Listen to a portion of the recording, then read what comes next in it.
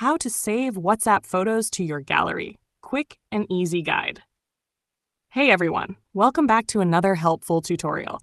If you're struggling to save WhatsApp photos to your gallery, don't worry, I've got you covered. Make sure to watch this video till the end so you don't miss any important steps. Let's get started. Step 1. Before anything else, make sure your WhatsApp is updated to the latest version. This ensures everything runs smoothly. Step 2. Open WhatsApp and go to the chat that has the photo you want to save.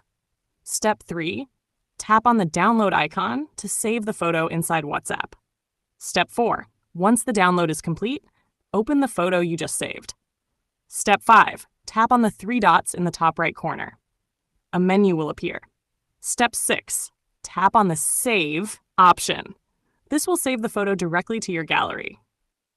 Step 7. Now go back to your home screen and open your gallery app. Step 8. Look for the photo in the WhatsApp Images folder, and there you have it. And that's it. Your WhatsApp photos are now safely stored in your gallery. If you found this tutorial helpful, hit that subscribe button and turn on the bell icon so you never miss out on future guides.